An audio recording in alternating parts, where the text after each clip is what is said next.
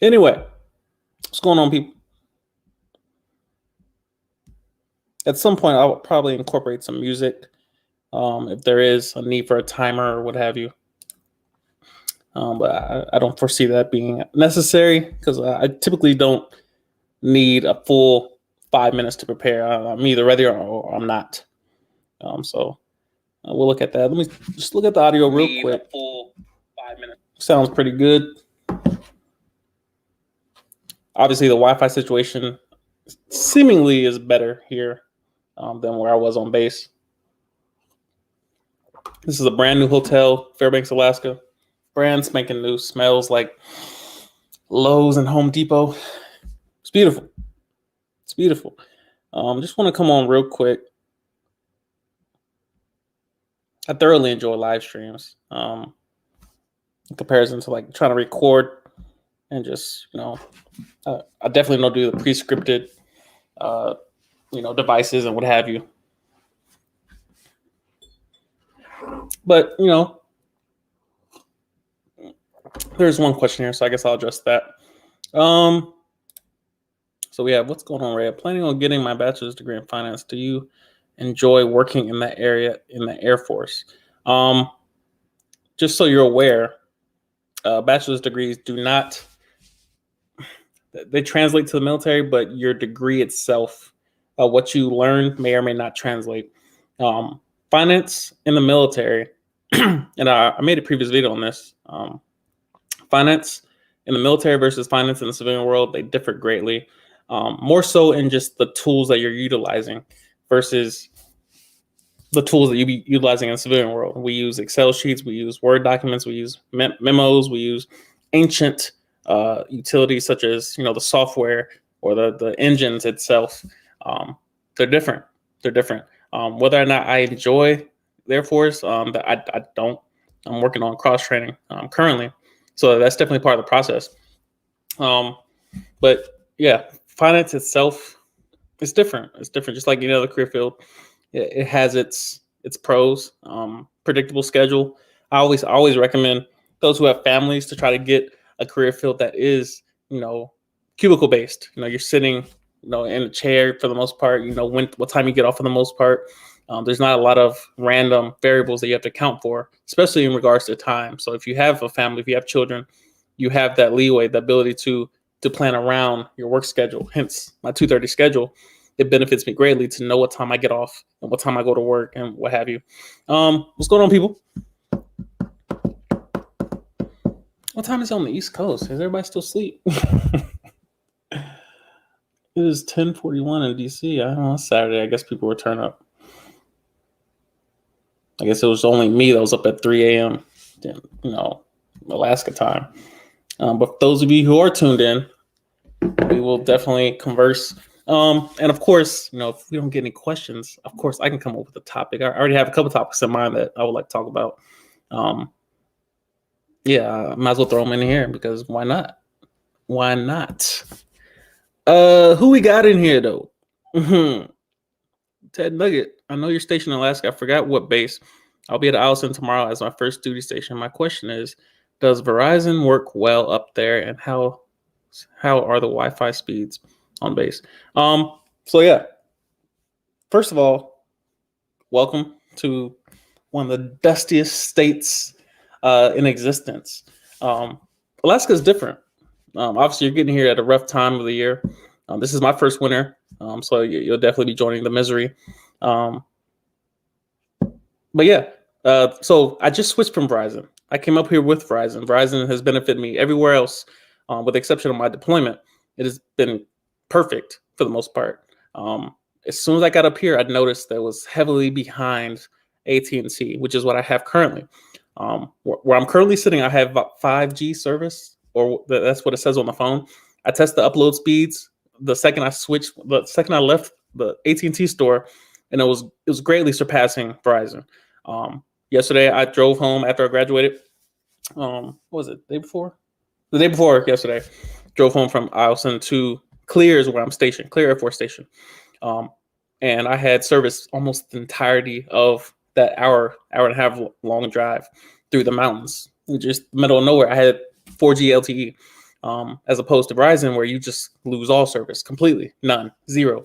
So if you're stationed up here, which obviously you are, I highly advise you switch to AT&T. It took 20 minutes to do so. Now, of course, the issue of if you're paying payments on your phone, which most people are, when they're upgrading, there's that you have to account for. But yeah, there's that. So that's a decision you have to make on your own. But as far as your first utilization, welcome to Allison. Yeah, it's definitely different up here. Make sure you're prepared in terms of your car, the maintenance. Make sure you're bundled up, more or less. I typically dress the same year round. This is how you'll see me outside, because it's typically 30 seconds from my car to any building I'm going into, and then I can warm up my car from here. So it's not too bad up here. It does take a toll on you. Make sure you're proactive with your sleep. Make sure you're proactive with your scheduling, and don't get lost. Don't get caught up in the 20 hours of darkness, because it will get to you. I've been up since 3 a.m. this morning because I have to. It's 6 a.m. here. It's 6:44 a.m. here. I have to get up even though it's still dark outside. It won't be bright until like 9 o'clock. So those things you have to take account for. But I definitely suggest switching to AT&T. As far as the Wi-Fi speeds or the AT&T download and upload speeds, they hover around 10 download, give or take, and then about 5 or 6 upload.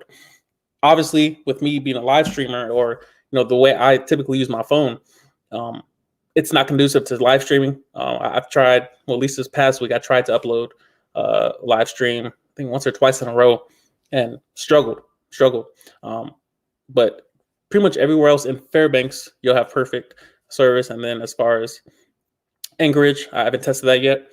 But for those of you who are not uploading, you're not doing a ton of live streaming or gaming or anything like that, it'll be fine.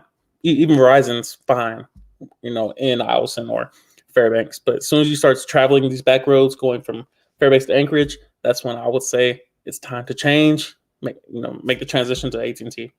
Hope that helps. Welcome, man. Welcome. Let me know if you need anything. What's good, Mrs. May? I don't know how to pronounce your first name. I apologize. He also asks, how's the base for kids? I got a 4 and 1 year old. I am the wrong person to ask.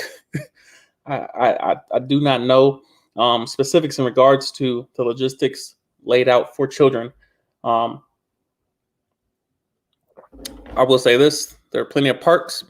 The gym is big enough to compensate, and kids can run around within the gyms.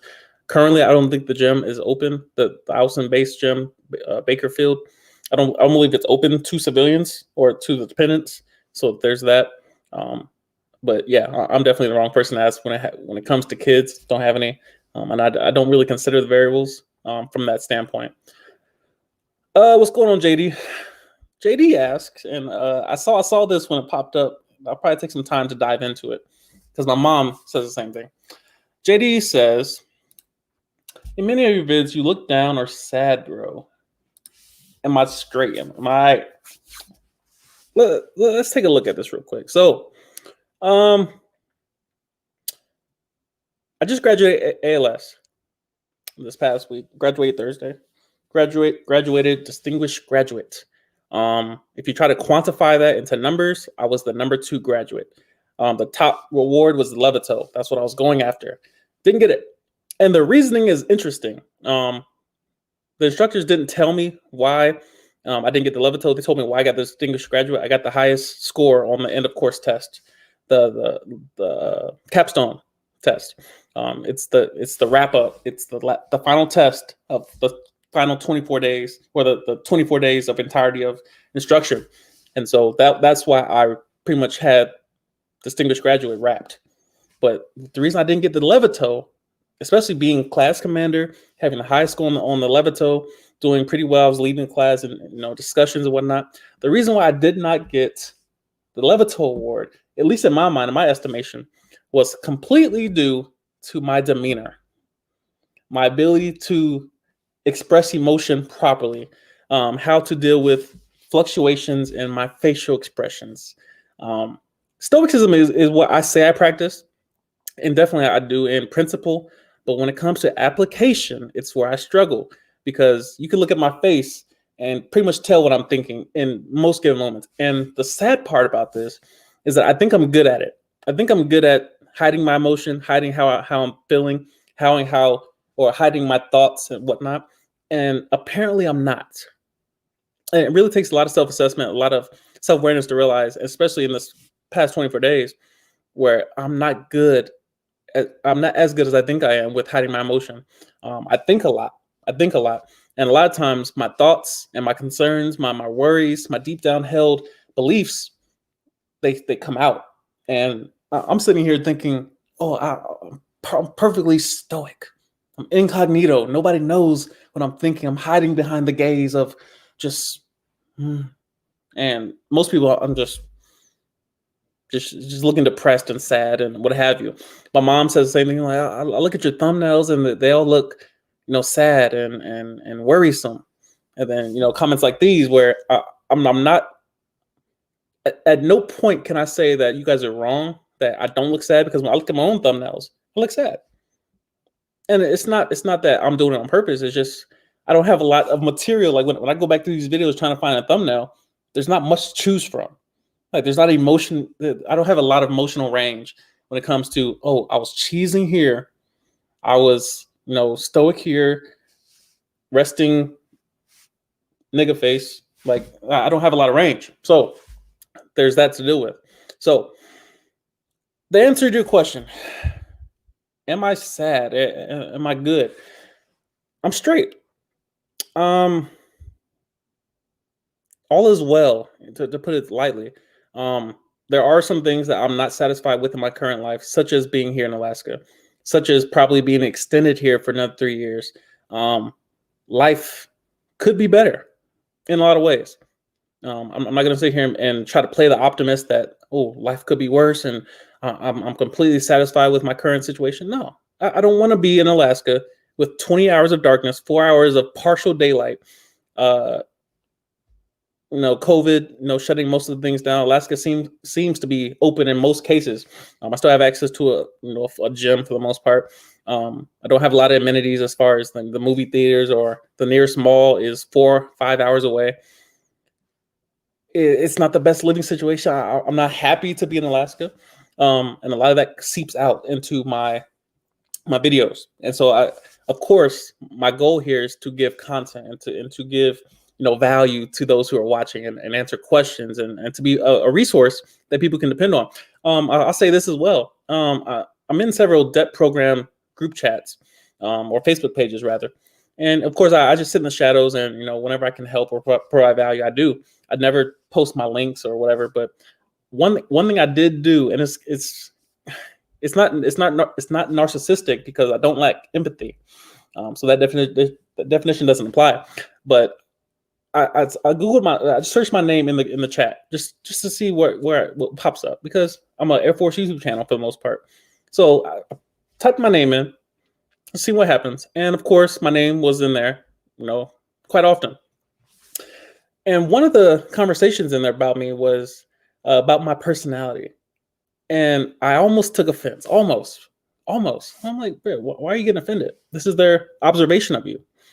And one of the observations was that my personality was just kind of bland.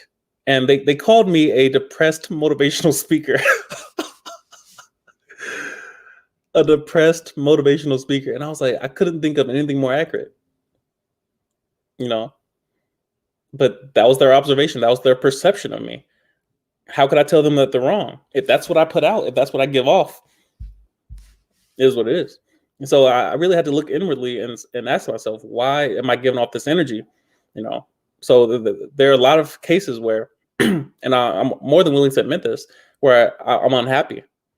I'm unhappy. And I say happy intentionally, versus my goals and my ambition.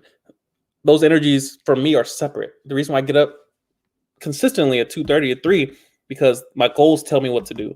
Now, my face may show miserable, like I'm just miserable up here, whereas my actions will show this is what I have to do. I have no choice but to do this. This is how I get to my end goal. There are a lot of parts of the course that I just went through, the ALS course, where I didn't like it, and my face showed that. And as class leader, you can't be that person, giving off the energy that this doesn't make sense. Why are we doing this? And my instructor gave me that feedback. He was like, listen, that you're very intellectual. This course has a purpose, and we can't dance around it with, every couple of days Isaiah has his little temper tantrum. Oh, Isaiah don't want to do this, and instantly the energy in the room drops because I'm a class leader and people are looking up to me. They're watching how I approach certain circumstances. So it's something I have to work on. I'm definitely not naive to it. It's definitely something. It's one of my weak points.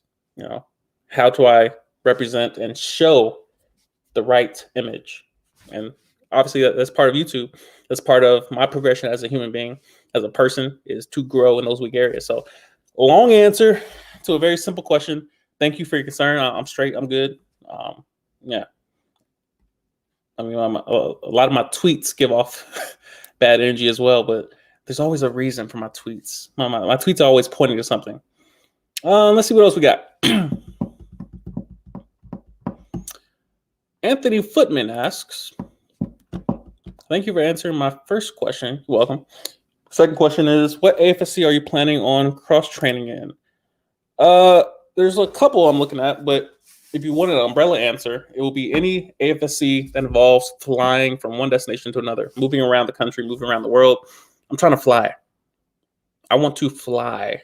A lot of people ask me, what is like my top 5 AFSCs in the Air Force?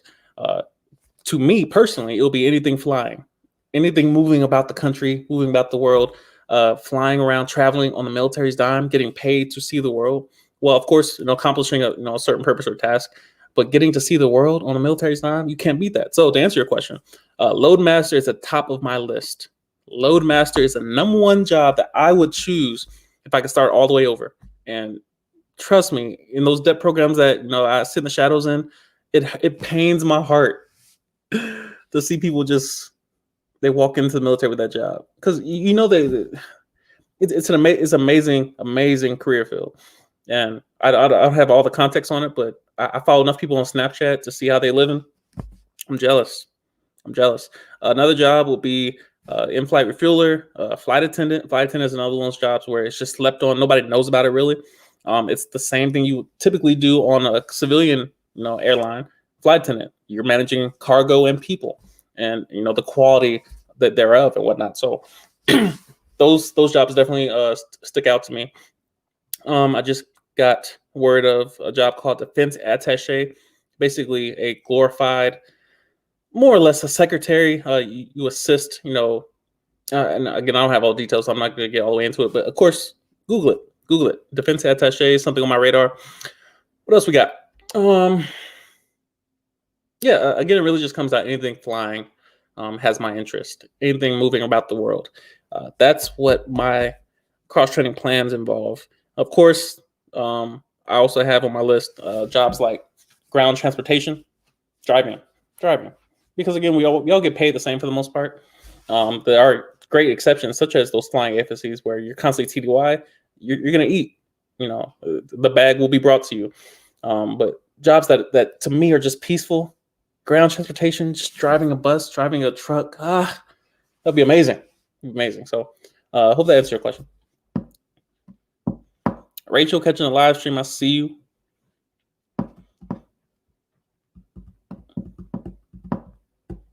Manny Gonzalez asked, I'm trying to join the Air Force Reserve or Air Guard. Any thoughts on that? Find a recruiter. That's really my only advice, is to find a recruiter.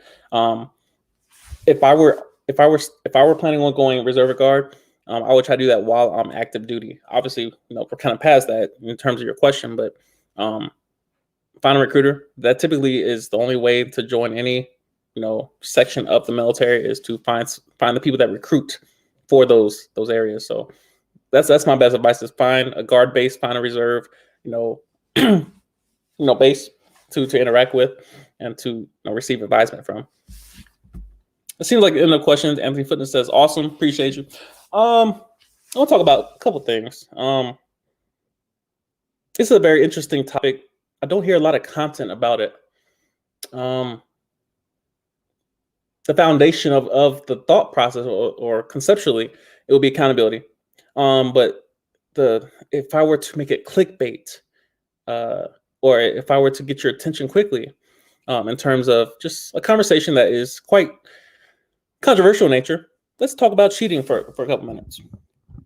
I find this topic highly intriguing. Cheating, infidelity, adultery. A lot of people don't know it's punishable under the UCMJ. Like, it's literally in their work, like adultery, cheating on your spouse. It's so interesting. It's so interesting. Mainly because, to me, and of course in my mind and my thought process, it can't be clearly defined. How do you define what it means to cheat on your partner? And it's interesting because if you ask a given couple, you know, if you cheat on your partner, how would you define if they cheated on you? And they would say, oh, if they talk to somebody else, if they kiss somebody else, if they have sex with somebody else, if they texting somebody late at night, that's cheating. If they're having intimate conversations with someone else, that's cheating. Who gets to define that? And I was having a conversation. I'm not going to get into all the details, but I was having a conversation with a friend yesterday, and we basically got on the topic of cheating and who gets to define it.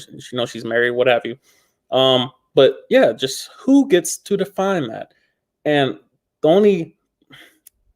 only answer I could come up with was the only way you could properly and rationally and fairly define cheating is to define it the same way that your partner would define it, proactively and intentionally. You have to ask them how they define cheating, or observe how they define cheating, or what they get jealous of, and that's their definition. I don't know. It's weird because, and part of me wants to just go study the UCMJ, more or less, because as long as words are being redefined nowadays and there's no clear definitions, anything is considered whatever you want.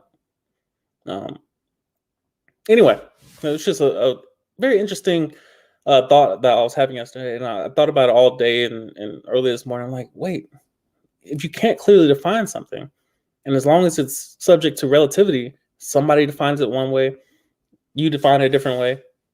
That ties directly into moral. The relative nature of morality. Who defines right and wrong? That's a whole video by itself. Hitler defined morality one way. I define morality one way. I think something's right. I think you think something's right, wrong. Who's right? I don't know. See what else we got.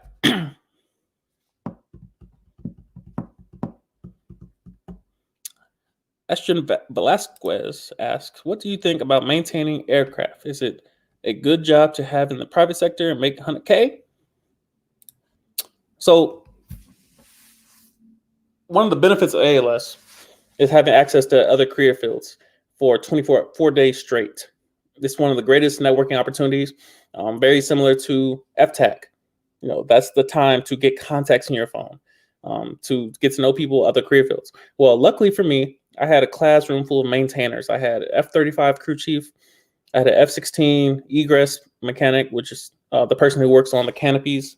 So when a pilot needs to eject, the canopy works properly, and the explosions that need to take place all work properly, and he can eject or she can, eject from the plane.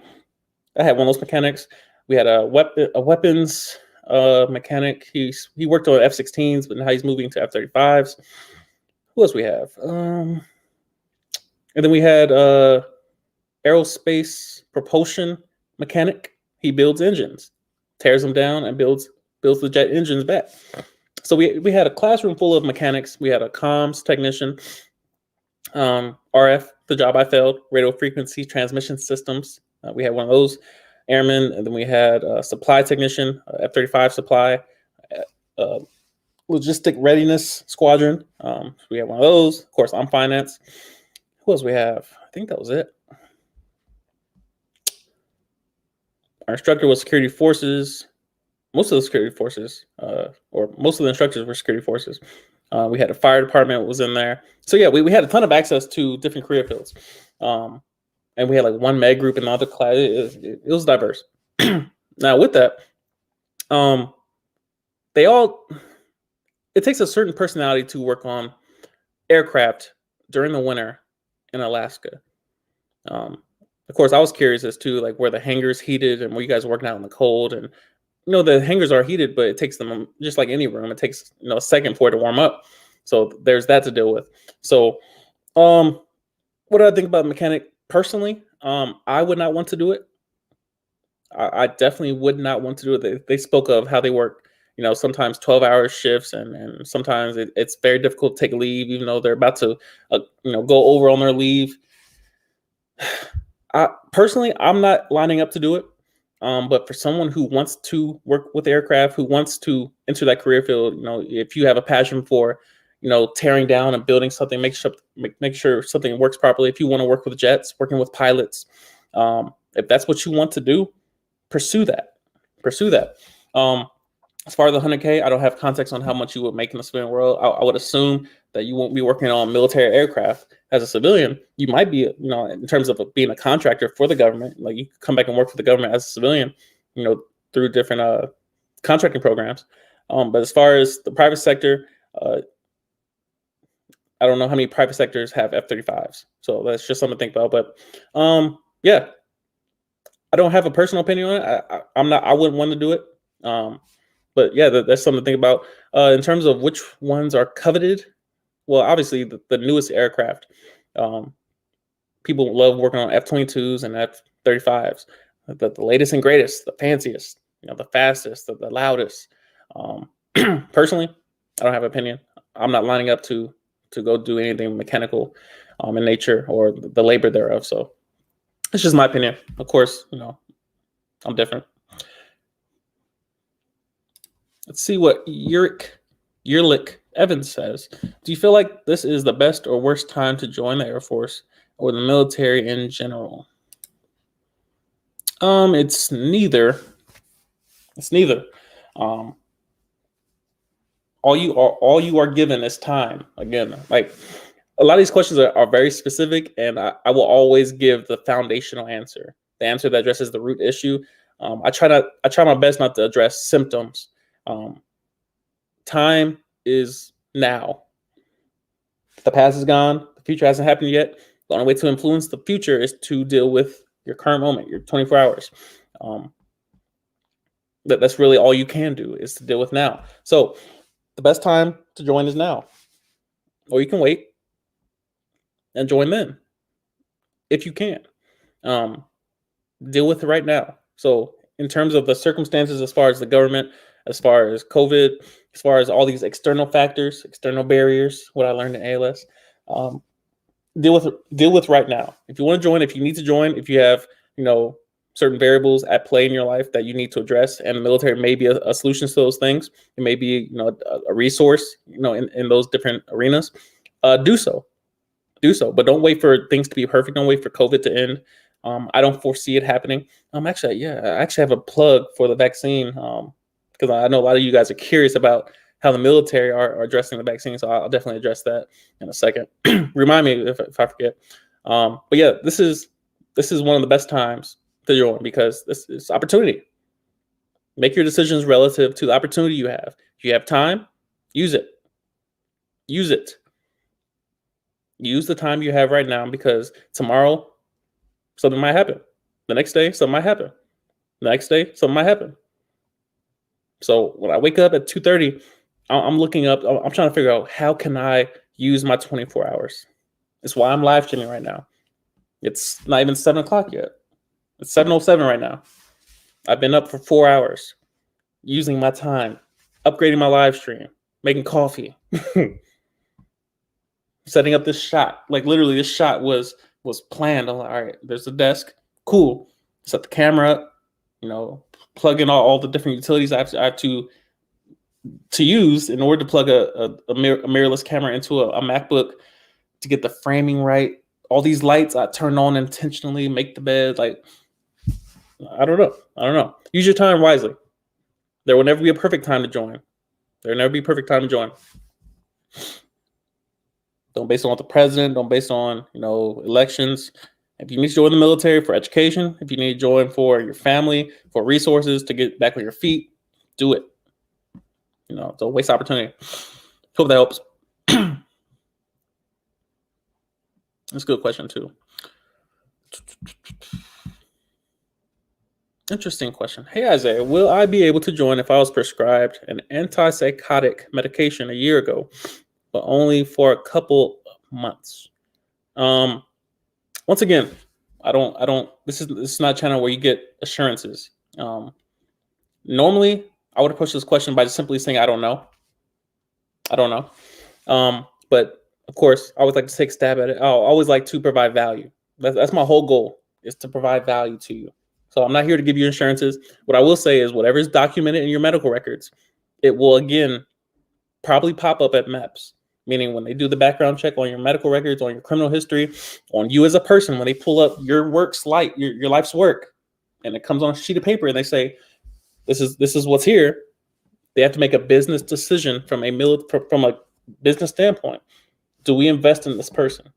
It takes roughly, $1 million, 500 grand to send you through basic training, to house you, to feed you, your medical care, the fact that the military is just responsible for you in general. If anything happens to you on the military's dime, they have to pay. So, of course, from a business standpoint, they always have to look objectively. Do we want to invest in this person based on this information? So, of course, it's out of my hands. It's not a decision that I can make right here on a live stream. But what I will tell you is always keep the long game in mind, meaning there are many ways to get to your goals. If the military doesn't work, find a different way. If the Air Force doesn't work, try the Army. If the Army doesn't work, try the Navy. The Navy doesn't work, try the Marines. The Marines doesn't work, try Space Force. Space Force doesn't work, go to trade school. Trade school don't work, work at McDonald's, work at Walmart. Find a way to get where you're going. I've worked at all those places. Papa John's, Olive Garden, McDonald's. I've done it. Driving the school bus, I've done it. Find a way. So yeah, don't put all your eggs in one basket, meaning if the Air Force or the military don't work, that you just give up. Things happen, And of course, in most cases, there's a waiver for most things. So don't give up complete hope. Just try. And we got a super chat.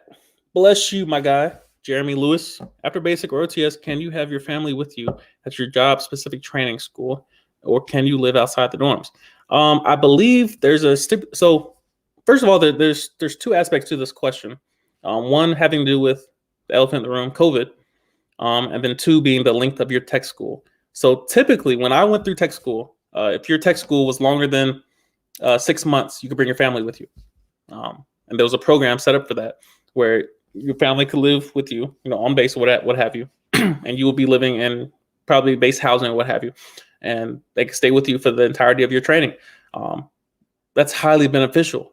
When people have that family support and they come home to their why every day, the incentive is there, obviously, to pass your course. Obviously, you have more variables to deal with now because you're not just a person that living in the dorms, PTing and going to school, studying, waking up, PT. Like, you have more variables to deal with as far as your family being here.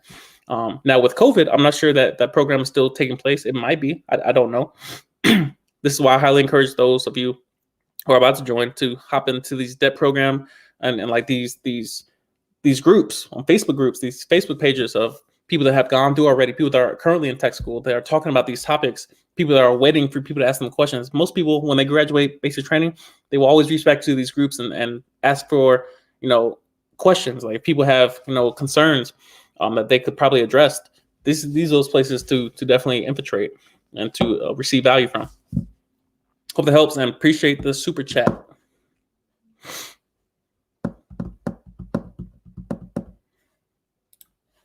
JDS, what is your opinion about SOAR, Scholarship for Outstanding Airmen?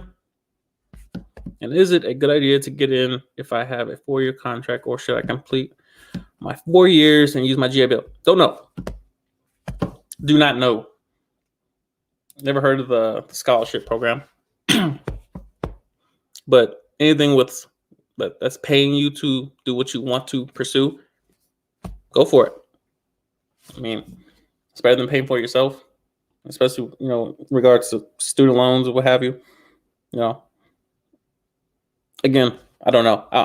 I'm learning, and I'm making myself say I don't know more, because sometimes that's the best answer. They can just go to find the actual POC, the person of contact, the SME, subject matter expert. Sometimes it's just best for me to say I don't know. See what else we got. Have you known anyone to join the Air Force with asthma after 13? If so, would you mind giving some advice? I'm going to try to and apply in a year. Yes. Here's the thing about asthma. So even in my own career, I was accused of having asthma right before I deployed in 2018. Again, your medical records will come back to get you. If it doesn't come up at MEPS, if it doesn't come back when they pull your medical records, at some point, something is going to come up if it's been documented, because it's the government we're talking about. We're not talking about applying for volunteer deputy program. No, that this is the government we're talking about. So at some point when they run background checks, if it's documented somewhere, there's a chance it could come back up. So back in 2018 when I was about to deploy, they said that back in, it was like 11 years ago or something, back again, my parents were in the military, or my dad was in the Army. So on Army base, they prescribed me a inhaler for asthma symptoms or something of that nature. And so with that, it popped up when I was about to deploy, and they said, "Oh, we got to see if you got asthma, bro." And so I had to go through all these tests basically to prove that I did not have asthma. And it was interesting because the results showed it was inconclusive. They said that they couldn't prove I had it, but they couldn't prove I didn't have it. Therefore, I deployed. And that was the last time I went to the hospital voluntarily, because never again. In regards to your situation, can someone join the asthma, or can somebody join the Air Force if they've had asthma in the past? A lot of people do. A lot of people slip through the cracks. A lot of people are able to join.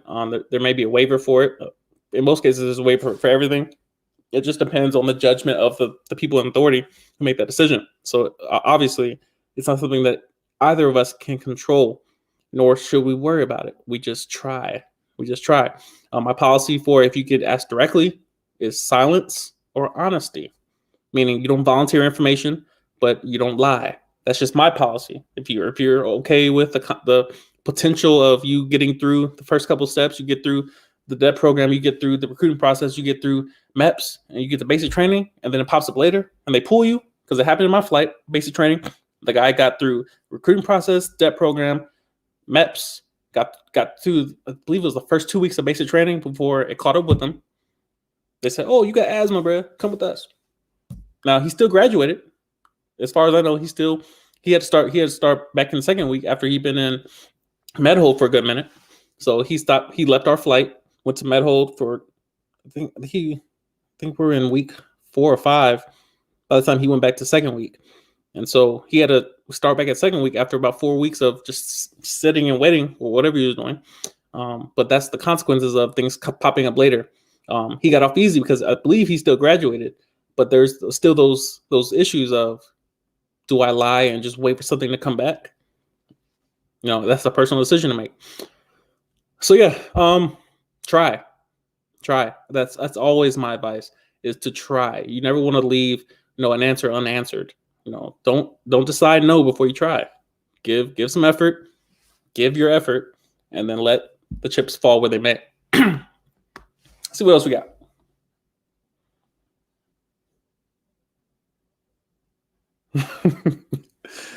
Joshua says, as a maintainer, sometimes I wish I took admin instead. Getting an AP license after maintaining is common. Yeah, my brother's admin in Shepherd, and yeah, he talks about how he does nothing, which is interesting. But everybody has their own path. Those licenses that you probably get for free, somebody else is probably paying for. So I don't know. It's really just up to your perspective and how you spend things to benefit from them. I definitely wish that I wasn't financed, but it is what it is. It is what it is. Have you known anyone who joined the Air Force in their 30s? So many. Oh my goodness. That's from Ghost Walker 23. So many people have joined. One of my good friends when I was in the dorms at Andrews, 39 years old, weighed maybe 110 pounds soaking wet, 120 soaking wet. Showed up. She was working in the medical field. But yeah, joined at 39, married, kids. She wanted a change. I had people on my flight, 35, 36. It's quite common. I joined at 24. And of course, I always make a lot of videos about like the older recruits. I highly advise it to those who need stability, those who need to start their life over. They need financial stability. I have a lot of friends in tech school currently, 30 plus. I had a good friend that I met on YouTube, joined at, I think, 34, 35. So it's very common, very common. And I highly encourage it for those who need to start over. Military is a great place to financially start over in terms of, just gaining that stability, especially during COVID. All right, so this is a perfect segue into vaccines and what have you. Ashton asks, is there a way to deny vaccines in the military based on religious reasons? So, Eielson Air Force Base apparently has the vaccine on base currently available. They are offering it to people who want to take it. I read it on Facebook group. Though it was just announced. I screenshotted it. So at some point, I'll probably make a set. I'll cut this part into a clip and repost it. With that as the thumbnail, clickbait. Anyway, so yeah, it's currently available here on Eielson. There are no lines lined up, in anticipation of this great medical revolution. So at this point in time, as of today, December 19th, 7 a.m., it is optional. It is optional currently. Now, as far as religious reasons, I don't know. But as far as in general cases, it's optional currently. I don't think it will stay that way. There are plenty of vaccines that in basic training you'll have to take anyway, and it won't be an option. You take this vaccine. I'm sure there might be some exceptions in regards to religious preferences, but that's something that you have to dig into. I'm sure you're not the first. I'm sure you're not the first to have that concern. So definitely research it. The internet is a great resource nowadays. But yeah, in regards to specific cases where because I'm a Christian, I don't want to take that. I don't know. But currently on Eielson, it's optional. So that's one good thing, that at least right now, today, we have the option to take it or not. I don't know how long that'll be the case. So for those of you who are concerned about the vaccine, that's an update. A quick little update on Eielson.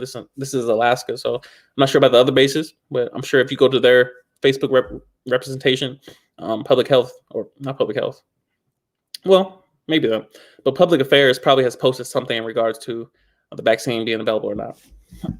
Hope that helps. Let's see what else we got.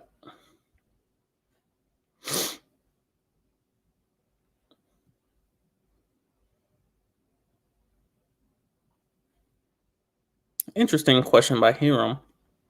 Channel member, shout out to Hiram. Hiram says, somebody committed a horrible violent crime trying to hurt Army recruiters. Will that ruin society for everyone?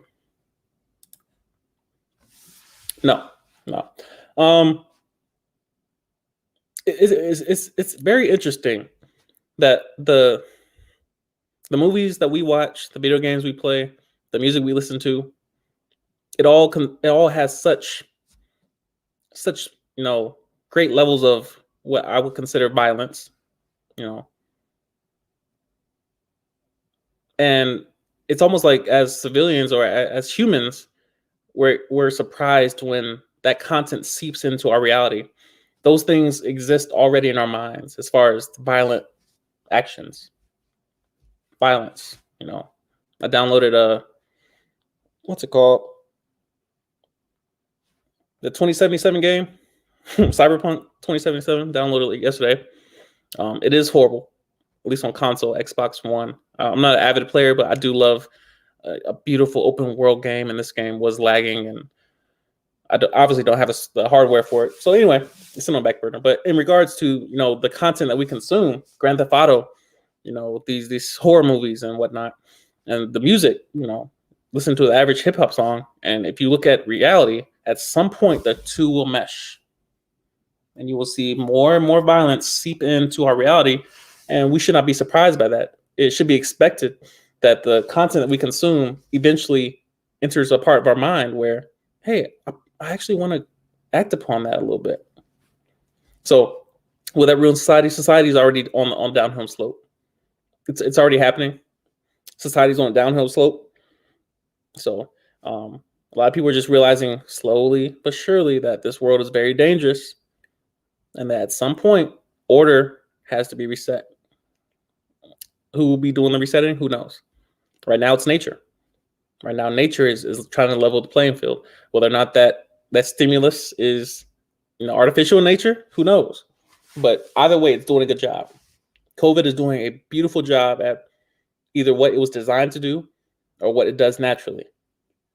But it's running amok, at least among the Western world. So it's something to think about. Why does violence in our content seep into our reality? It comes in through our mind. So there's something to think about. Good question. Let's see what we got. Do you know anyone who has the command post 1CX31? That's from Crystal. And actually, I do. So I went to it's so weird. I have a story for just about all these questions. Andrews Air Force Base, went to a job fair for cross training. Obviously, you guys know I want to cross train. So one of the tables, there was a young gentleman by the name of Airman Glass. Shout out youngin. And he was sitting at the command table. He's fresh out of tech school, and he followed this channel, and he recognized me ASAP. And at a while, I kept looking at him. I'm like, bro, why are you looking at me like that, bro? Like, come on, like, don't play with me at a job fair, bro. But of course, I walked past the table, and he said he watched the channel, and he loved the content, what have you. But yeah, I actually have one POC that works at command post. So if you guys need, want to get in contact, I'll hit him up. So yeah, hit me up on IG or Snap or something, and I'll see what I can do. See what else we got. Well, I like this question. Jonathan Plamondon. Sorry if I messed that up. Jonathan says, do you have a favorite spot to eat or place to shop that you found because of the military? The first place that I can think of in terms of food, what is the name of this place? This place is, when I tell you, I've never been such a fan of bread. What is the name of this place? I followed him on IG for like a couple of weeks, and then I had to unfollow him because I'm trying to do right. I can't think of the name of this place. Amazing bread. I don't know how they do it. They're baking it in some way or another. Oh my God, I gotta find them. Papa Roti. I can't seem to find them anywhere, but I think the nearest place to where I'm at currently is, I think, Canada. Papa Roti. If you ever get a chance to eat a Papa Roti, they bake bread, and I can't. The only way I can explain it is the outer crust is like a waffle. The inside is like a baked roll or Hawaiian roll that's been warmed up in the microwave. And typically they put butter or cream cheese or strawberry filling or caramel or chocolate inside the roll. And when I tell you, even plain, tears will come to your eye. I kid you not. The best bread I've had in my life. People think Hawaiian rolls are on 10. You've never had bread until you eat Papa Roti. Abu Dhabi. It's at most of the malls out there. Abu Dhabi, if you're ever out there, find Papa Roti and break bread. I'm telling you. Now, places to shop. I'm not a huge shopper. Amazon is by far my number one place to shop. Dubai Mall was dope. Pretty much anything in the Middle East has changed my life just because I miss it so much. My time in the Middle East was amazing. It was amazing. Obviously that's not the original purpose of us being out there, deployed. But my time, fortunately for me, and gratefully, was amazing experience. Being able to be in the Middle East and explore Dubai and Abu Dhabi. I will go back tomorrow. I will go back in a heartbeat. Part of me wants to move out there permanently. Like it was an amazing experience. Great question. Great question. What else we got?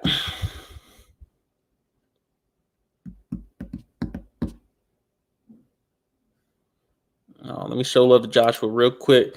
Also, just want to say I've watched your videos since before I joined and just hit my 1 year mark. You're one of my favorite YouTubers by far. Hey, that's love. That's love. I kid you guys not. There was a time where and honestly, still to this day, I look at YouTubers in such like my favorite, Simeon Panda, Mike Rashid, Christian Guzman. The way I look at these YouTubers, I'm like, these people are like gods. I'm like, Ulysses World, these people are dope. And to get called a YouTuber or a favorite YouTuber, it never gets old. It's one of the highest honors. Sadly, in 2020, at millennials have our own hierarchy that we have built. There's bankers and billionaires and hedge fund managers, and then you have millennials and we have YouTubers and we have fake celebrities and Instagram models. We have our own hierarchy. So to be called anyone's favorite YouTuber is definitely an honor. So of course I'm grateful, Joshua. Thank you.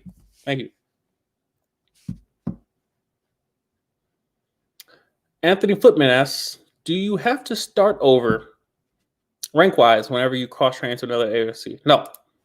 So your rank is an indication of your pay grade.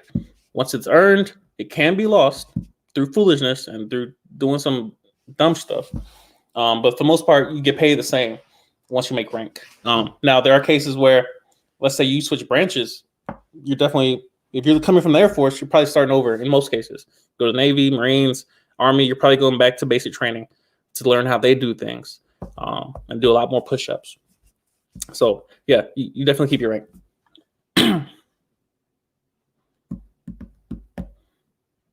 Hiram says he tried to join the Marines. Never was the same after the denial. 22 years ago. Dang. Yeah, rejection is something interesting. And it's always weird to see how other people deal with rejection.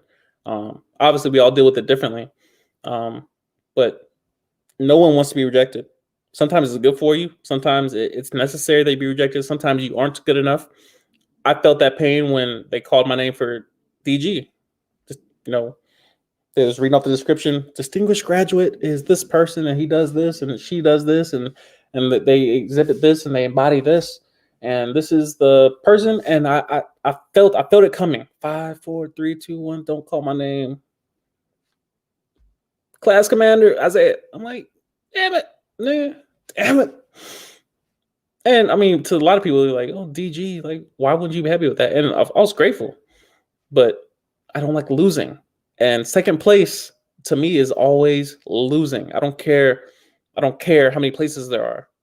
You got second out of 30. No, I lost. It's rejection. You weren't good enough to be Levito. Cool. It's something you have to accept and move on, learn from. Cool. But rejection, again, everybody deals with it. Both in personal relationships, nobody wants to walk up to a girl, walk up to a guy, and yo, let me get your snap, and say, bro, you look dusty. Rejection is something you have to deal with. It's better that you grow, and you experience it often, so you become numb to it. I'm not saying that you push past it. I'm not saying push past rejection, push past no, but there will come a time where rejection is necessary for you to practice in your daily life, meaning you're taking chances, you're taking risks. It's necessary to grow from, and it benefits you long term, meaning that the first time you get rejected, hopefully it's not at 30. Getting rejected at 30 versus 16, there should be some growth in between there. But if your first time of taking a risk is at 30 years old, you won't be ready for it. It will crumble you. So it's just something to think about it. I'm not saying go in pursuit of just being unprepared, being unqualified, but I'm saying take those risks that are necessary to inform you that there are certain necessary steps you must take in order to be qualified, in order to be better.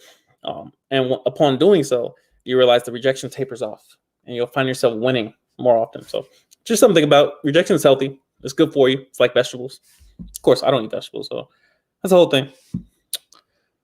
See what else we got.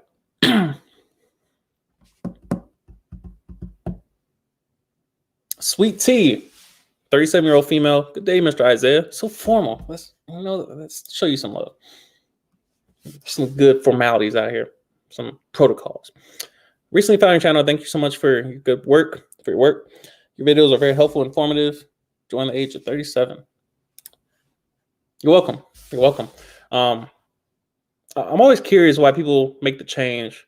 Not saying you're old, but just like you're in later in life. I'm always curious as to the reasoning of why changes like this happen.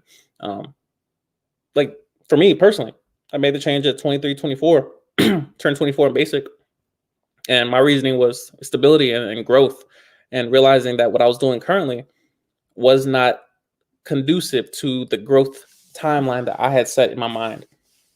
And so I had to make a change. Even though I was working for myself, I was happy. I was driving the school bus, driving charter buses, and I loved what I did. It wasn't enough. It wasn't enough. And I knew that if I wanted a family, if I wanted to, expand my horizons as far as traveling or the ability to do so, I needed something more stable, something more predictable, something that gave me more room to promote up. So that's my move. So I'm definitely curious. I don't know if Sweet Tea is willing to comment her reasoning, but you're welcome to do so if you want. Let's see what else we got.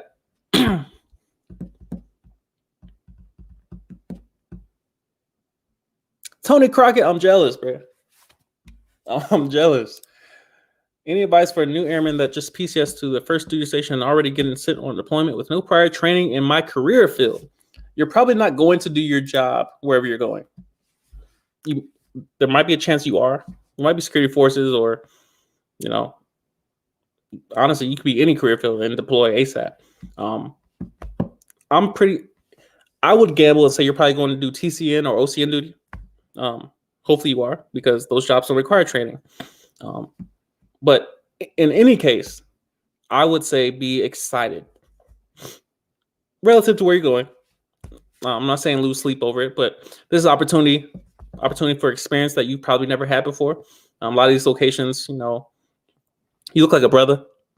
A lot of these places that a lot of us get sent, we've never been before, nor would we typically go. Like in my lifetime, I had no plans on going to Abu Dhabi. I definitely want to hit Dubai, but living in Abu Dhabi for 6 months, that was never something that was supposed to happen. But luckily, I got that experience. It was something that I'm grateful for. I'm 100% grateful for the opportunity to deploy and to experience that. Now, again, not all deployments are equal. Not all branches are equal. So you have a deployment in the Marines versus a deployment in the Air Force. That mission set, those requirements, that experience might be day and night. There's certain career fields that live with death and life consequences in regards to their own decisions and the mission set and their skill set and why they're there. Don't take that lightly. But obviously we make decisions. The Air Force, our deployments typically, in most cases, aren't the same as what you might be envisioning in your head as far as World War II or what you see on CNN or what is publicized. It might be different. In most cases, it is different. So I would say in terms of advice, prepare mentally, prepare your immune system, make sure, prepare physically, prepare all your pillars, spiritual, emotional, your physical, your social, prepare yourself to enter a new environment and to live there for 6 months, or however long you're going to be there. Most likely, and in most cases, when you deploy, you're going to an environment that you've never been to. It's going to be very different to what you're used to. When I got to the Middle East and realized there was hardly any grass anywhere, it looked like a beach. Everywhere was just looked like a beach. It's different. It takes some adjustment. It smells different out there. It looks different out there. The culture is different out there. The languages are different out there. The customs, the protocols, the speed limits, the way you go about doing certain things, it's different. It's not bad. It's not worse. It's not better. It's different. So you got to prepare yourself for that experience. But I will be excited, man. I will be excited.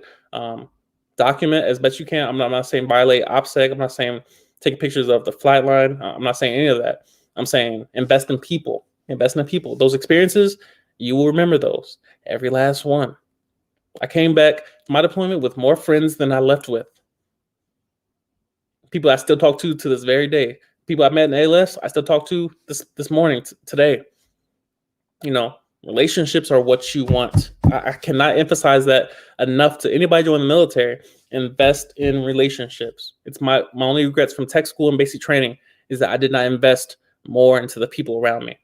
That's why I don't take lightly when somebody hits me up and says, "Yo, I need help with this. I got a question about this," or if I meet somebody in person, or people I work with.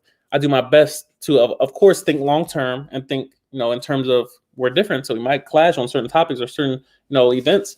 But it's my job to invest in people because there's it's just a bounty, a surplus of experiences around me. You have to tap into that. And then, of course, the relationships that you benefit from. You would not get where you're going by yourself, and you did not get where you're going by yourself. So just constantly keep that in mind, that this is an amazing chapter of your life that you will never forget. You never forget. So, live in the moment, stay present, invest in people. Hope that helps. What you say? This thing.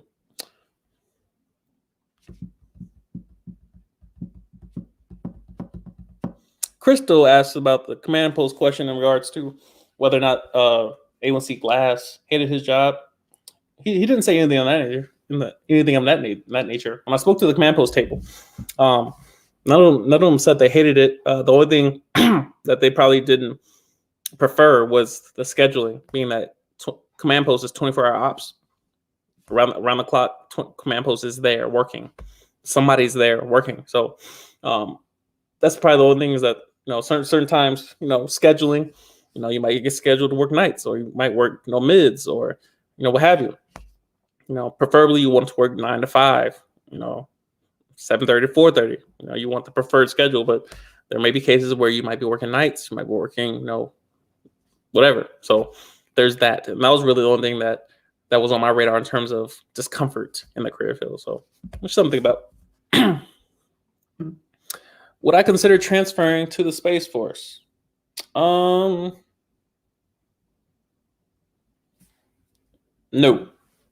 There's nothing in the Space Force that the Air Force doesn't have currently outside of specific career fields, and those career fields do not interest me.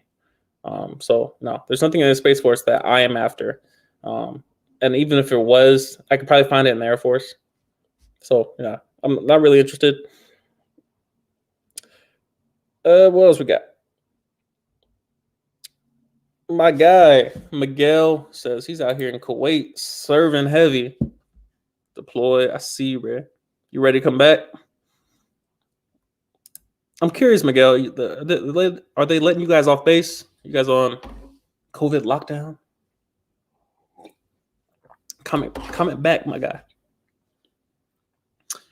Makari asks, what time is it there? It is currently, you asked at 7:30. That was 11 minutes ago.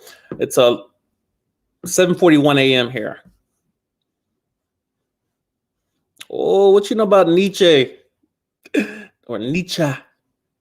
Philosophy helped me deal with rejection and failure. Nietzsche is so interesting.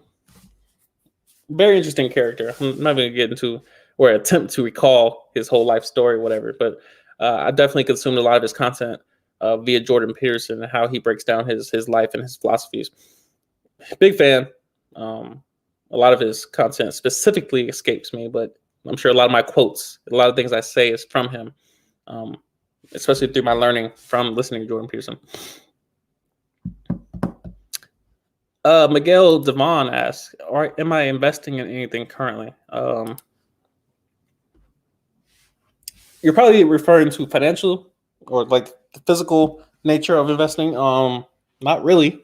Not aside of my pillars as far as Roth RA, TSP, and then of course just my savings, my overall savings. Philosophically speaking, I'm investing my mind, my body.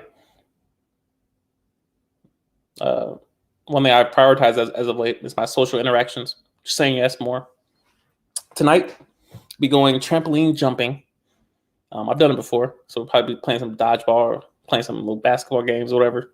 But again, just saying yes. Just saying yes. The social functions of your life are so slept on that a lot of people just don't realize that that's what they're missing. They're missing social interaction. And COVID has revealed that a lot. That a lot of us are just lonely. And it's not due to, The lack of people being around us is due to pride. It's due to the fact that all these people are inviting you places. People are they want to hang with you, but because you're different, you're unique. You think you guys can't put away differences and find one common ground between each other. That's what I'm going to do tonight. The after party's supposed to be some drinking, some turning up. I may or may not partake, but I'm going. And that's really the point, is to take away every excuse of saying, I don't get invited anywhere. There's nothing to do. I'm bored. COVID has ruined everything. Well, no. Find a way to interact with humans, even if that means going to church, even if that means going to Walmart and just saying hi to people, even though you're wearing a mask, saying hello. We need human interaction. And sometimes that means remove that pride out the way. Remove the pride. Acknowledging that I need people. I can sit here and read all the books I want and listen to podcast after podcast, but there's nothing like a quality conversation. There's nothing like it. All the podcasts in the world, all the YouTube videos, all the best music and artists out there, nothing will replace a quality conversation. You have to go find it. Introverts sitting in the room waiting for somebody to knock on your door and say, talk to me about your deepest fear. Doesn't happen. You must leave your shell to go find common interests with other humans. It's natural. Doesn't hurt. And you'll see the benefits from it immediately. What else we got? Jesse's in Guam. Yo, if you're in Guam, bro, if you ever go to finance, tell Vance I sent you. Sergeant Vance. I'm trying to get out there to Guam. I'm not sure what Tony Crockett's referring to. 0 times 2. Oh, that's your career field? I'm not sure. I don't know what that means. It might be a short for OCN or something. I don't know.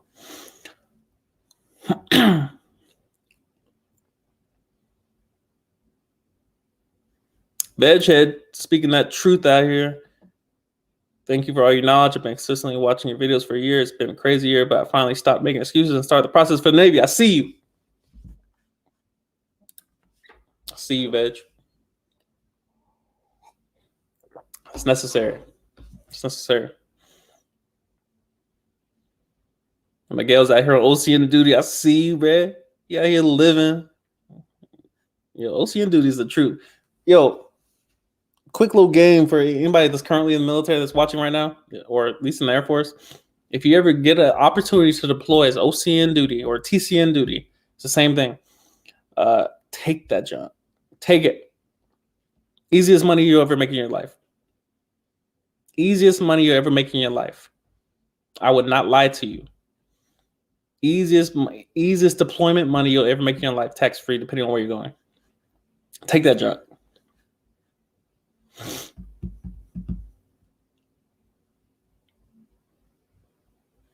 see what we got from Trevor Cunningham. We think similarly. I think we are close to the same age as well, 26. I think I remember you saying you were a Christian, right? Yep. And likes Ravi Zacharias. Ravi Zacharias, rest in peace, is the GOAT. Check out James White, Dividing Line. I will do so. James White. Yeah, most people that watch this channel probably think it's very similar to me. It's why we kind of connect on a lot of levels. And of course, there's nothing worse than having a lot of you surrounding you. But when it comes to what I'm passionate about, quality conversation, it's amazing. It's amazing to be surrounded by people that can hold a quality conversation. And I'm not saying like have knowledge on every single little topic, but the willingness to ask questions and to be open and to learn. That's what I love it. Love it.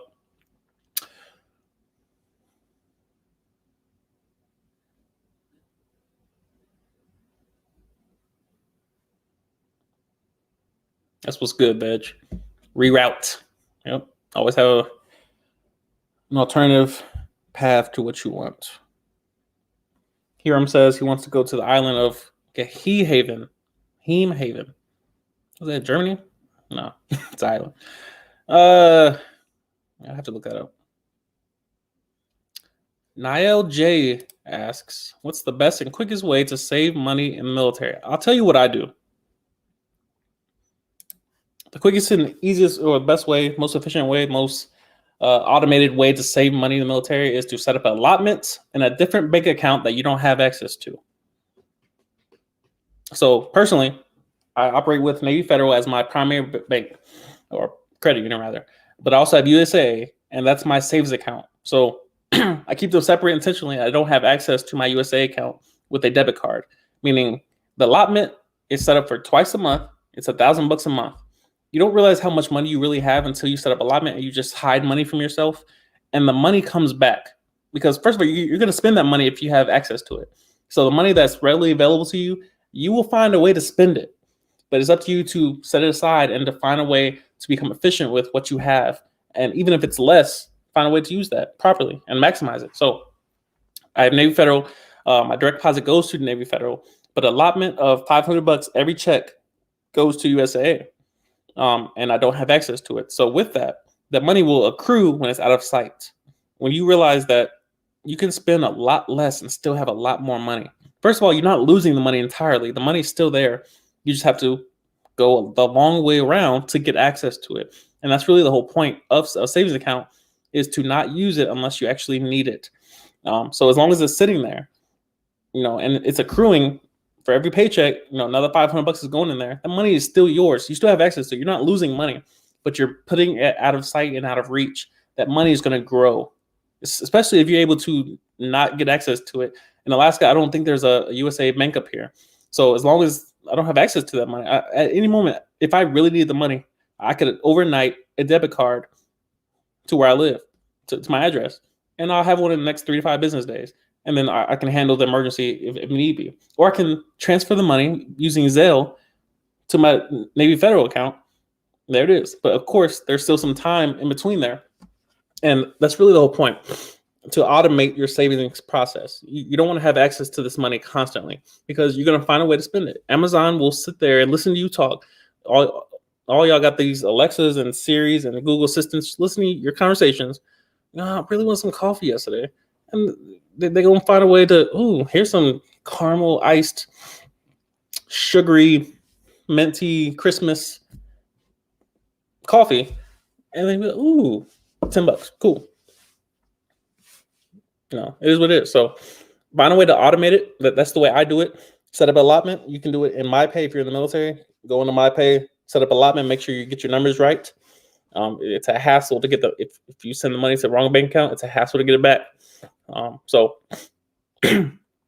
yeah, get a different bank account somewhere that you probably don't use, and set up the money to go there. Have a way to verify that it's going there every month, but remove the access to it, and you'll see money accrue smoothly. And as long as you don't focus on it, as long as you delete the app from your phone, whatever bank that you choose to put your savings account in, delete that app from your phone and forget about it. Forget about it. And just focus on the money that comes to your checking account. Spend it. Your savings is being taken care of. Set all your bills on automated pay. And you just realize that money becomes easy. It's not supposed to be turbulent. Money should not be a place of stress. Money should not be a place of turbulence. Money is like a ladder. It's like a hammer. It's like your car keys. It's a tool to accomplish a certain task. Money just happens to solve problems for many different areas. The camera I'm using solves a problem, but it was bought with money, which I traded my time for. So everything you have, everything you see, everything you utilize was bought and paid for with time, someone's time. So it's your job to find a way to make money grow for you. So you're basically removing that exchange rate of time for money, and you're trading your time for money, and then you're trading money for money, and you're allowing it to grow.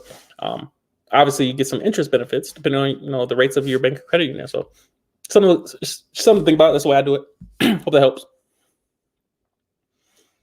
What else we got? This coffee is different. You hear me? Let me see what we got. Let me see what we got.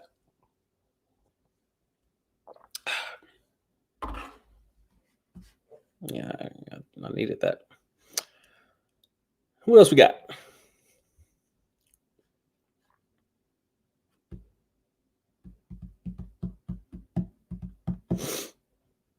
Yeah, you be straight, Tony. You be straight, man. Don't worry. Be excited. Symptoms are typically the same.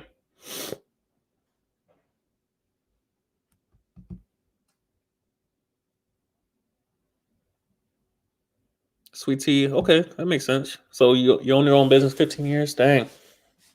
You got to close, dude, or you decided to close due to COVID. Single, no children. Makes sense. Makes sense. Love to travel. Yeah. I mean, those 1A, if you're looking for specifically jobs that travel the most in the Air Force, look at those 1 Alpha, 1A AFSCs. And typically those are all aircraft based. You know, a lot of them, vary in terms of the tasks that you're solving. But yeah, life is long. So, I mean, definitely pursue those different career fields. And I mean, traveling is relative to your career field. So yeah, make sure you choose wisely. But yeah, load master, flight attendant. If I could do it all over, I'd be there in a heartbeat. Who is on my phone this time of night? Put that on silent. All right, cool. What else we got?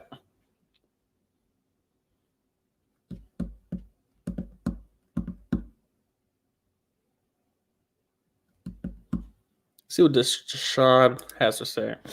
I want your videos, and they all have a self-reflective theme about them and keeping goals in mind and making time for yourself and your wisdom. How much time will one have for college after tech school? Plenty. If you look at my personal schedule, it starts at 2:30 a.m., 6 days a week, typically. I create time by trading sleep. And not in the sense that you're probably thinking, I'm not losing sleep. I'm planning my sleep. I'm planning everything else that I can't negotiate. So my time at work is not negotiable. I don't decide the hours I work. I work 7:30 typically to 4:30. It's not in my hands to say I'm going to work 9 to 2. It's not up to me. So with that, I control everything else. So the time I get up does not change. 2:30 a.m. Doesn't matter what time I go to sleep. I'm up at 2:30. That's decided the night before what time I go to sleep. Whether I'm watching Netflix or out partying or drinking or traveling or whatever. The next morning, 2:30 hits. I'm up. Now, 2:30 to 7:30, that's when I get all my personal tasks accomplished. Gym, laundry, meal prepping if I'm doing it.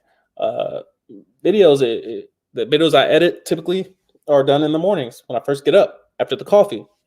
Whatever else I need to accomplish that morning. If I want to read, if I want to listen to a podcast, if I want to create a podcast, all that's done in that 5 hours before I go to work. Once I get to work, I'm just doing my job. I'm there. I'm listening to music, studying, whatever. Cool. I'm at work.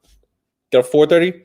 I can literally do whatever I want from 4:30 to the time I decide to go to sleep. If I want to go to sleep immediately at 4:30, I can catch up on sleep that I lost the night before, or whatever I want to do. Watch Netflix, watch movies, hang with friends. If I want to do college work, I have all that time before I go to sleep. And then I decide the time I go to sleep. Next day, I'm up at 2:30. There's plenty of time. While you're deployed, especially when I made reference to the OCN duty, there are different sections of OCN duty, and I think I've made videos on this. Check out my deployed playlist. But in regards to that, you have plenty of time typically to do work, schoolwork, college. That they actually incentivize it, that they encourage you to go to school while you're deployed because you have so much time, depending on your career field, of course. Some people are working more than others. So, always keep that in mind. Certain career fields, they're different. If you're a mechanic, you might be working more than somebody who is OCN and they're watching movies most of the day. You can be doing schoolwork, during that time. So it's just something to think about. There's plenty of time. There's plenty of time. You must make the time. You must prioritize your time, plan your day. You have 24 hours. What is your return on investment with that 24 hours? That's up to you. Hope that helps. What else we got?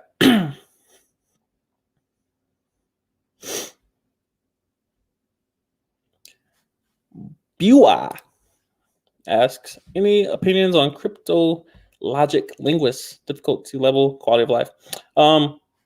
They try to get me with that, but I escaped. You hear me? They try to get me to be a linguist. If I were to become a linguist, it would be a flying linguist, someone who's in the air interpreting language and communications and conversations, what have you. Personally, my opinion, first of all, it's a very difficult career field simply based on the washout rate. The amount of failures that come from the linguist career field is amazing. You have people that will become senior airmen while they're becoming a linguist and get cross-trained or reclassed because they failed out of it, and they will be one of the few senior airmen in tech school, that are not prior service. It's very difficult to get in. So a lot of people, again, are successful because you're looking at percentage rates. So you got to think that there are people that are passing these courses. Weather is another one of those courses that are just long and relatively difficult. Another one would be what's it called? Air traffic controller. From what I hear, it's very difficult.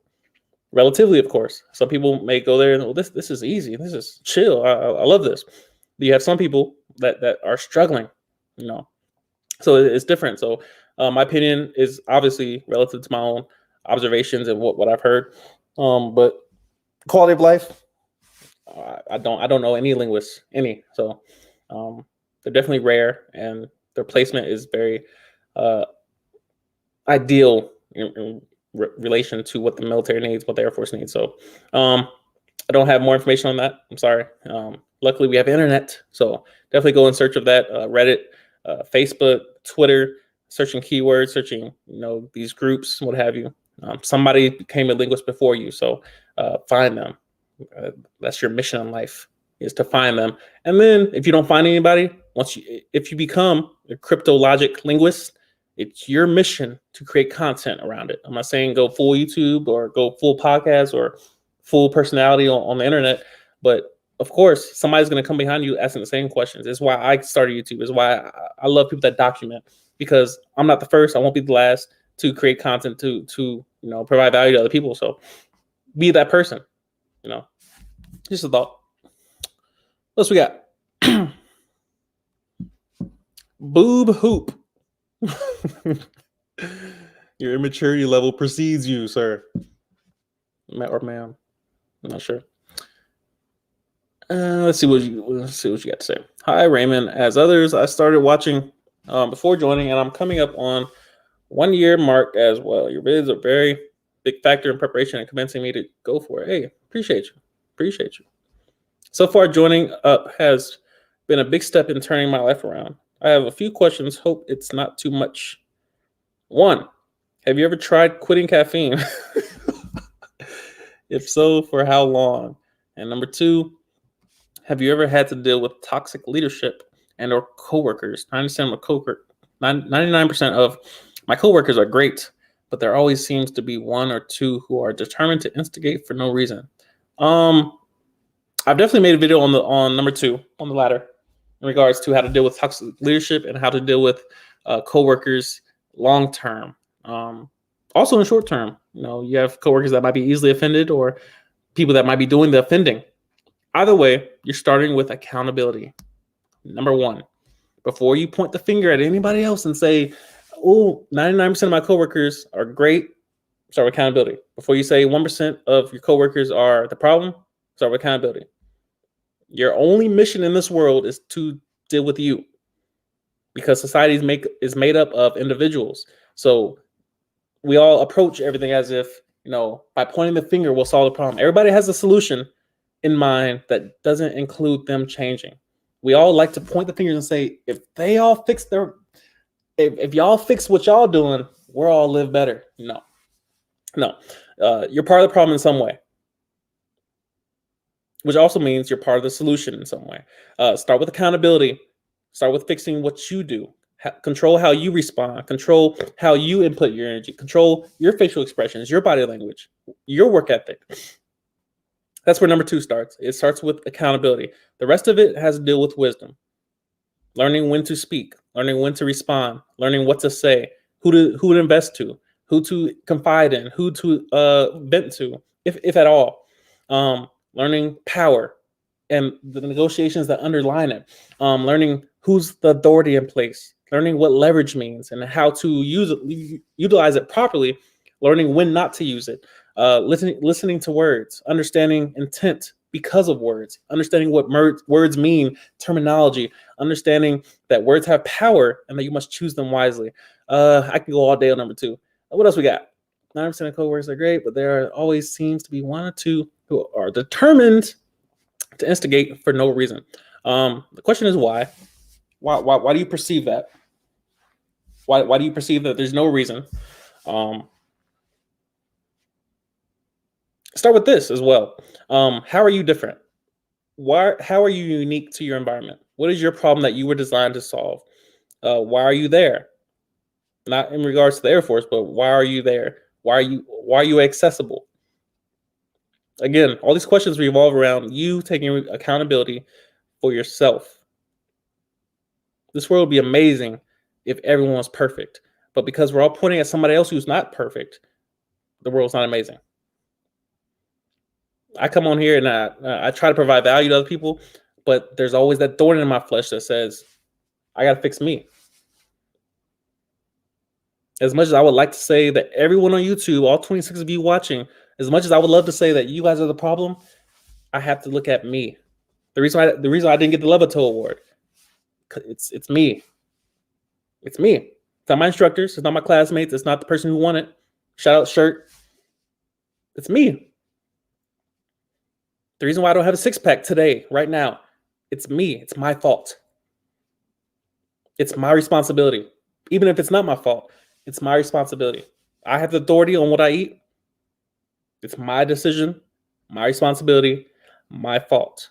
Whatever happens to me, I can't control all that. I can control who has access to me consistently. I control who I talk to, who I respond to, who I react to. It's my responsibility. No matter what happens to me, I look at what did I do wrong, and I control that. So hope that helps. It's not the answer most people want to hear. Most people go out of their way to avoid taking accountability.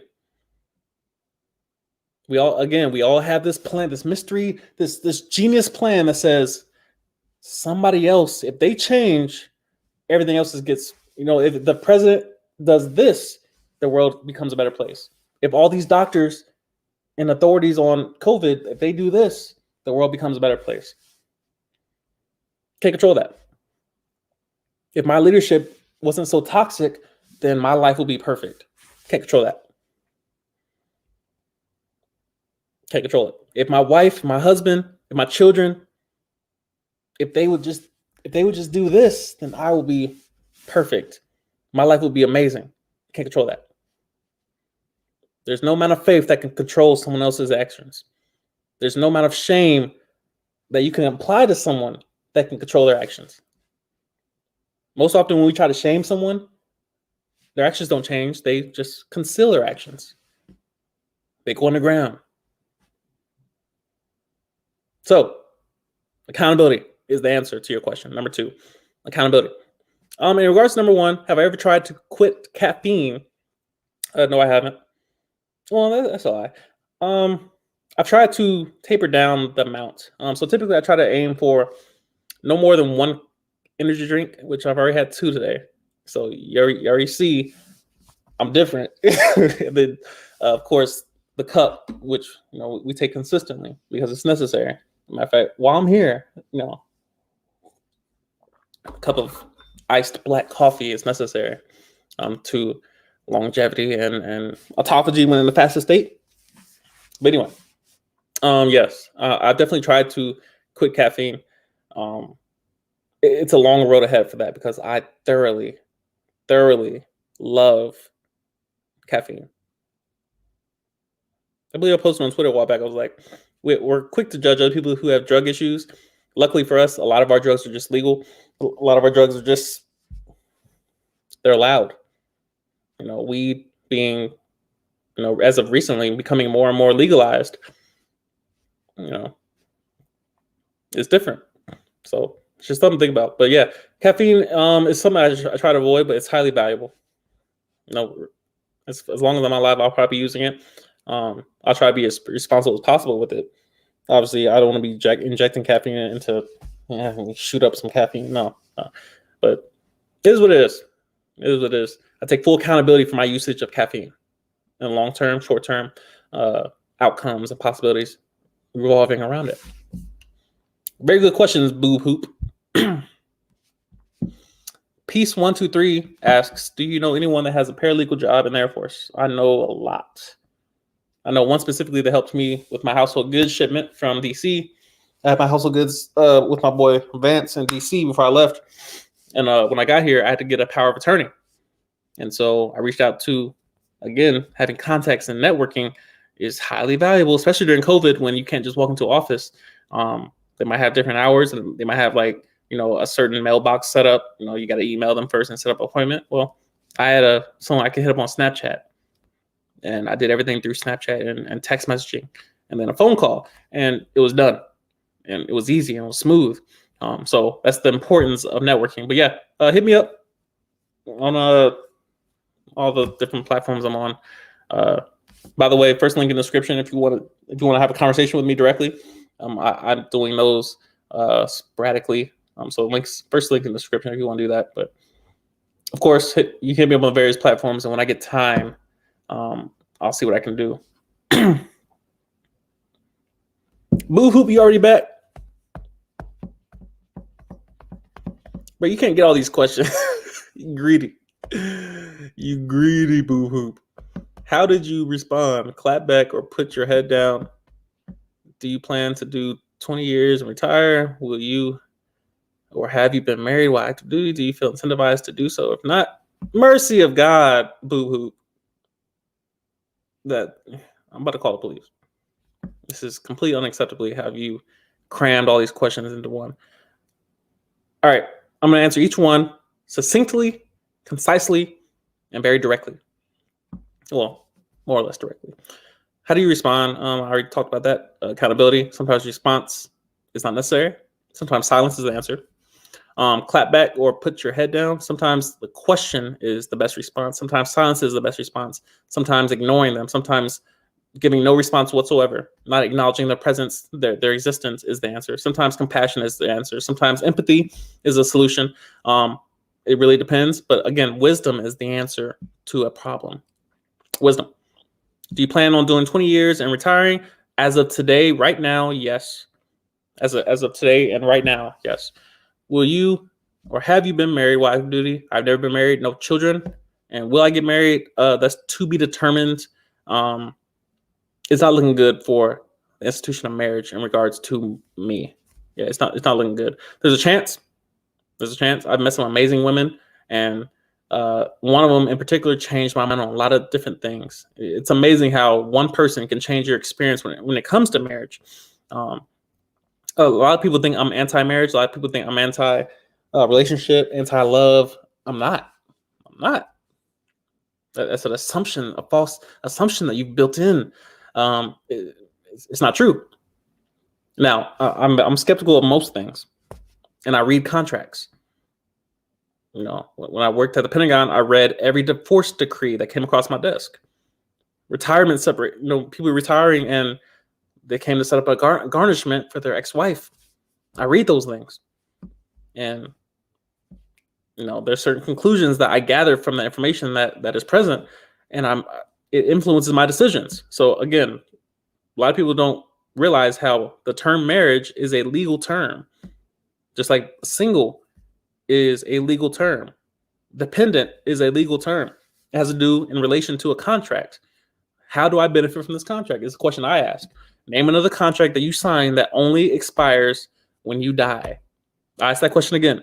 Name a contract, maybe outside of life insurance, that only expires when you die or when someone else just decides to opt out of it.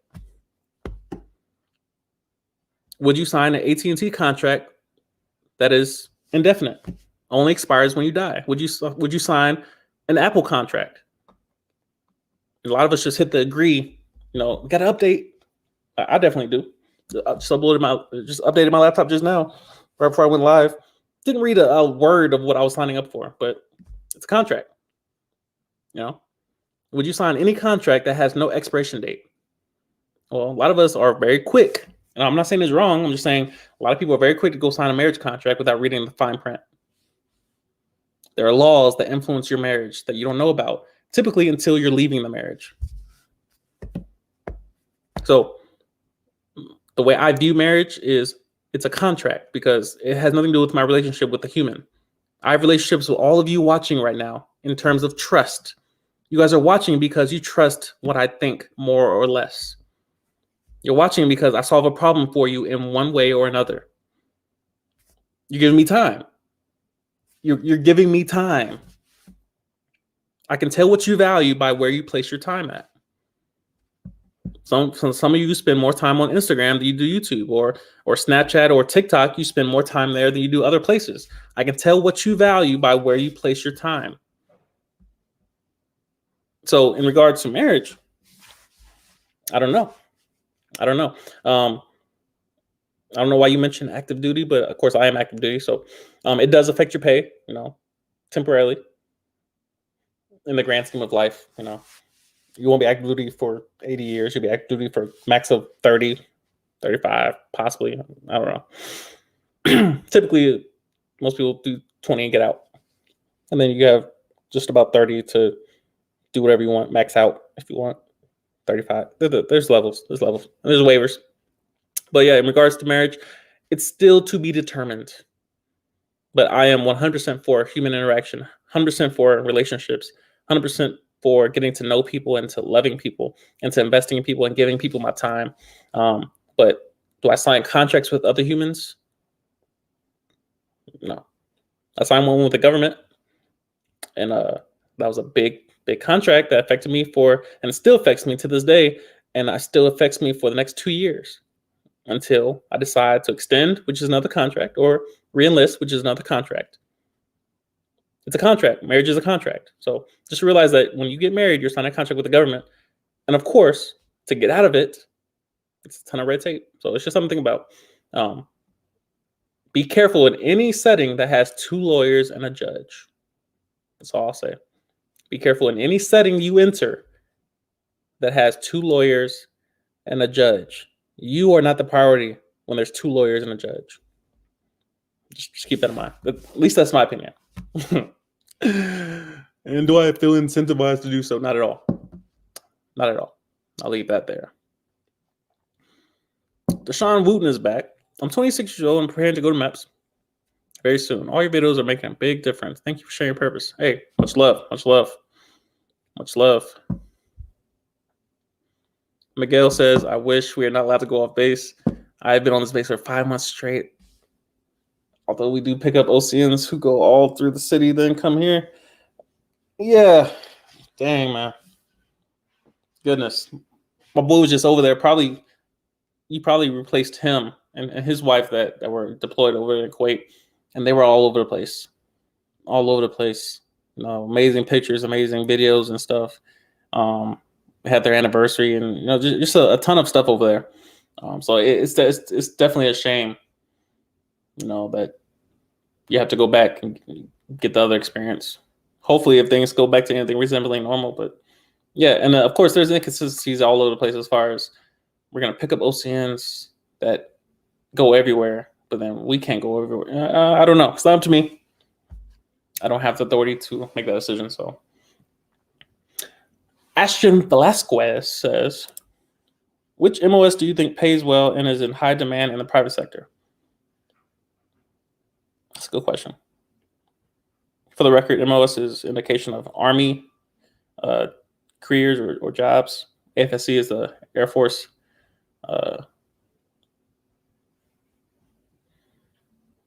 That's a good question. Probably pilot. Pilot definitely probably would be the number one career from the Air Force that translates to the civilian world the best, because you can walk right into the airline and like, listen, let me get that one. You pretty much good. I mean, so yeah, pilot probably.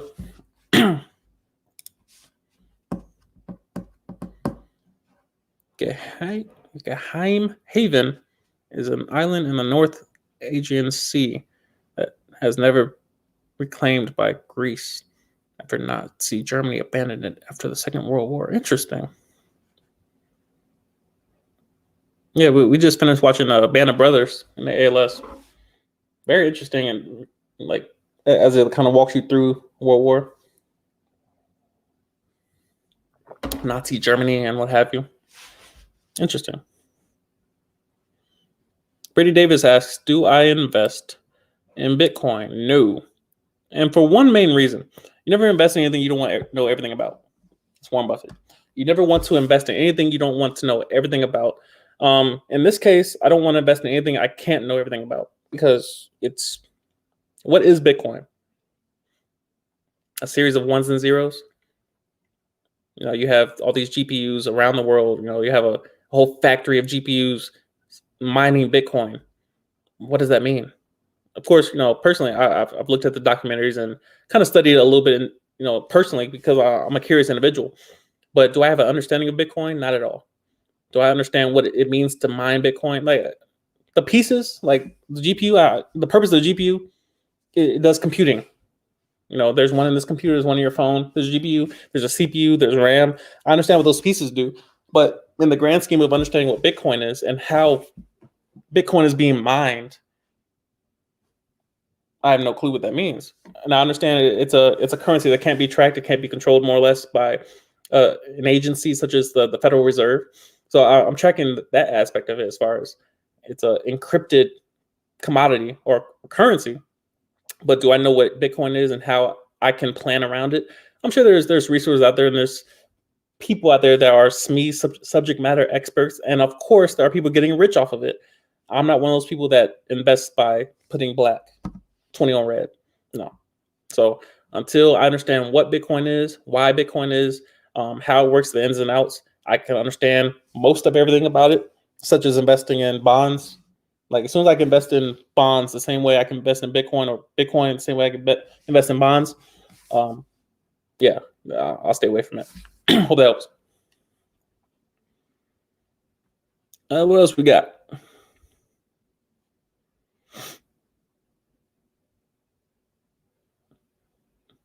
I believe I answered that question, BY. Go back a little bit in this live stream in regards to the cryptologic linguists. I answered that specific question. Just got booked for cybersecurity. Is that a good job? Good is relative measurement that can't be quantifiable. So I don't know how to answer that question. It's good if you make it a good job.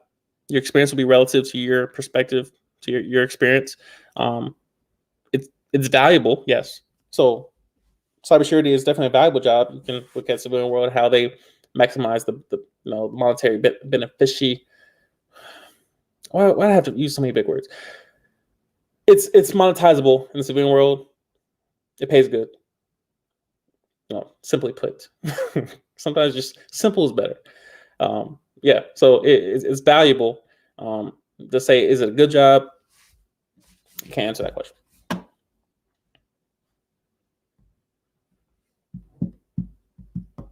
Okay, hear him in the chat dropping some knowledge, some wisdom.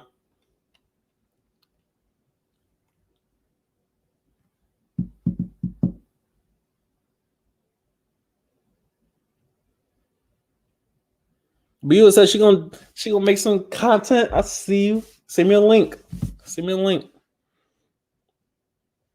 I should make a video on how to create a YouTube channel. Not so much how to create one, but how to become relatively successful.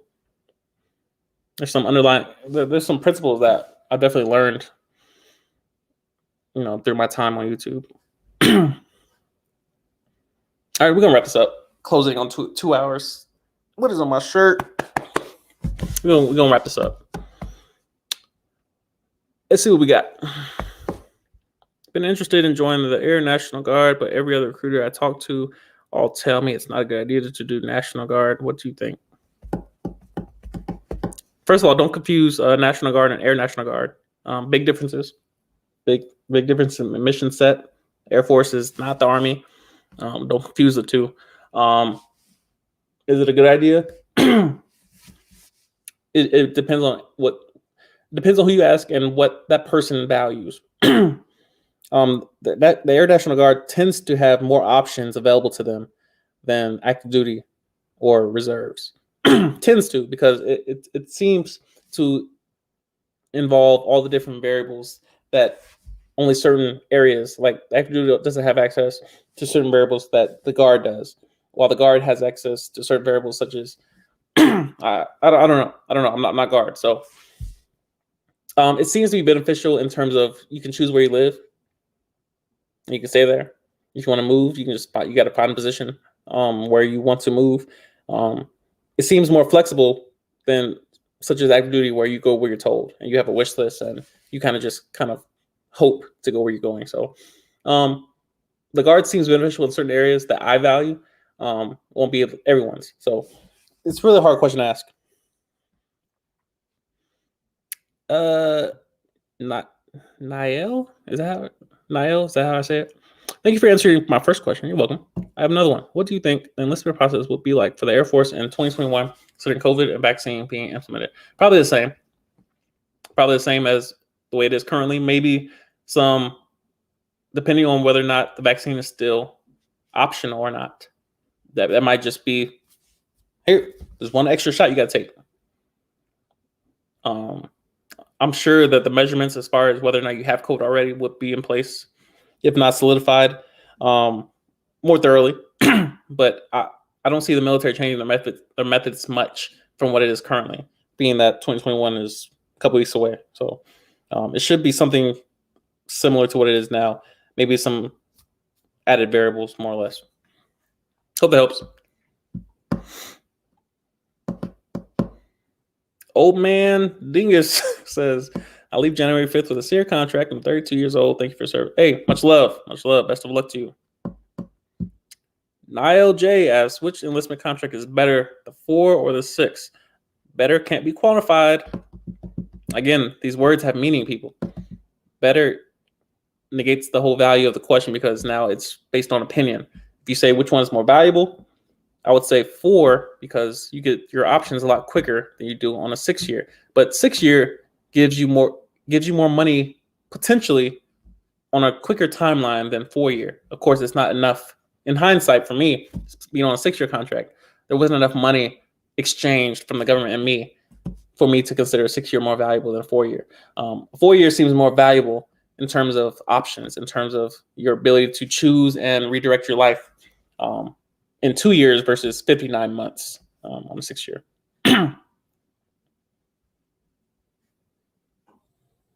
Let's see what else we got. Yeah. Matter of fact, let me do this. I have to read that up. Which jobs in the Air Force do you feel that are oversaturated or that a lot of people are trying to get into? Reason for saying this is because I'm planning on trying to land a cybersecurity job.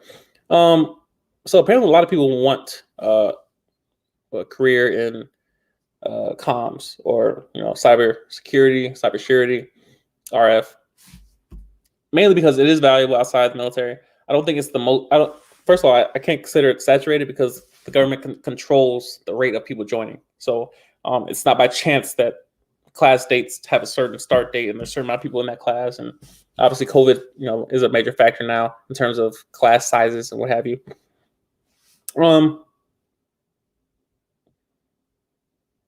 Jobs that people are saying, or people that, let me see if I properly understand your question.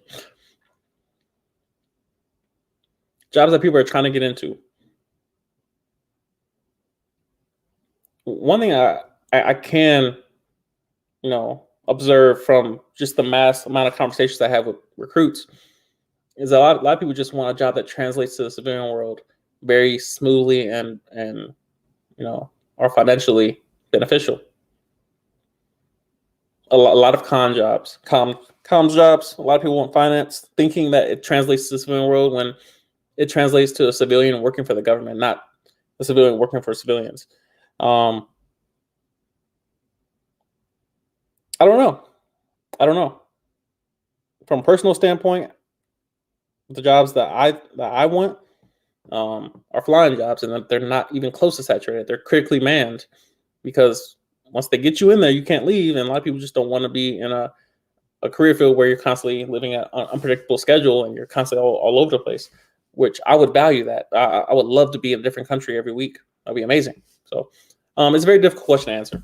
Very difficult question, but probably comms, pretty much anything having to do with sitting at a desk for the most part. Yes, I have a Roth IRA as opposed to traditional. Yeah. Do I know people in security forces? What is that job like? I know a ton of people in security forces, a ton of them. What's the job like? You gotta ask them. But from what I observe, uh, and what I deem beneficial is that they get to move around a lot. Yes, they're outside. Like, I don't think anybody wants to be security forces in Alaska, because it's cold.